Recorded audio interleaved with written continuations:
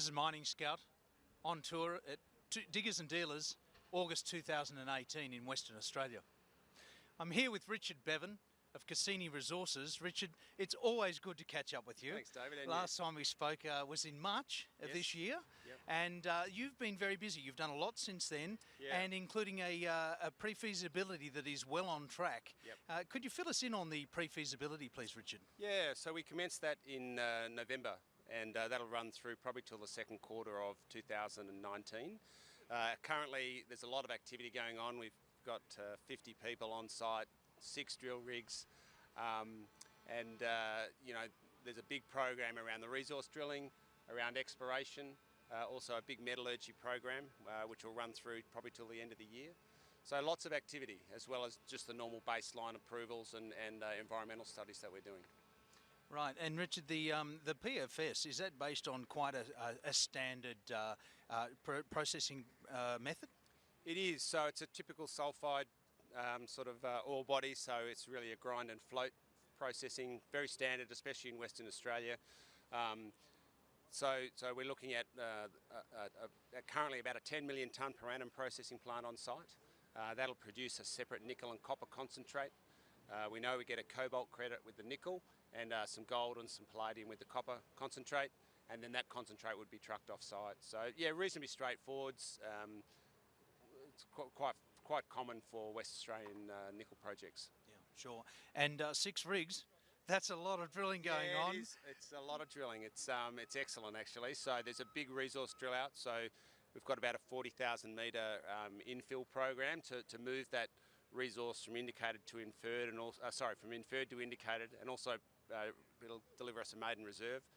That'll allow, there's a couple of really key things with that. So that'll allow us at the end of the PFS, we're targeting a 15+ year mine life, and we're very confident we'll achieve that. There's also, there's 3 RC rigs out performing that resource infill.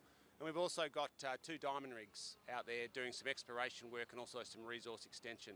So we've actually had some great results over the last month or so that we've released into the market around targeting some of these higher grade extensions of the resource.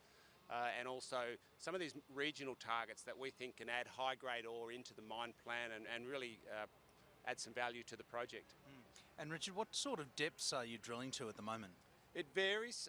Most of the existing resource is fairly shallow, so most of it's sort of 250 metres or above. Some of the exploration holes are deeper, so at Yapsu we're targeting some conductors and some plates that are probably around 300 to 350 metres, which is relatively deeper but still very workable from an underground mining scenario. So most of the mineralisation there is pretty shallow. Right, and Yapsu is a fairly recent discovery. It's about 6 k's away, I believe. And was that a geophysical anomaly? Is that how that was discovered? It was. So it had some previous drilling from Western Mining, and we went back out and did some more ground EM. And I think as you know, technology has moved a fair way, so what we're seeing with some of the geophysics work that we're doing is that we're getting much clearer anomalies. Yapsu is a great example of that. So we've put in one hole and we hit probably about an 80 metre zone of mineralisation with a fairly thick sort of 6.5 metre zone of massive sulphide, grading at about 1.7% nickel, 1% copper. So it looks like it's a big system. It's quite exciting for us. It's really a higher tenor mineralisation than we've hit in other parts of the project, and it really is a great opportunity. It's open sort of down plunge and up dip, so it's you know, it's really quite exciting, and it's about the 7th hole that's been put into that target. So augurs well for us. We've done some downhole EM, and we're back out there. We'll be re-drilling some more holes out there in the next month or so. Yeah, great. And finally, a bit more regionally, the Westaustralien project. You're active there as well. We are. We did some geophysics at that project, which is a sedimentary zinc target, probably earlier this year, probably about April.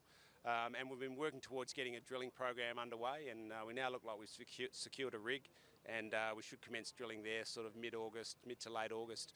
So it's a large greenfield opportunity undercover in Western Australia. We drilled the first holes in it about 2 years ago and got some anomalous zinc but no primary mineralisation. The geophysics we did earlier this year has generated some excellent targets and some conductors that we're going to go out there and test, and you know, it'll be a really great opportunity to move that project forwards if we have some success. Yeah. Great. And look, Mining Scout is really honoured to be going and visiting your project on Wednesday. We're very excited by it. 6 rigs, it's a big project. And we'll speak with you again on site at the projects of Cassini Resources. Thank you very much. Thanks, David. Cheers.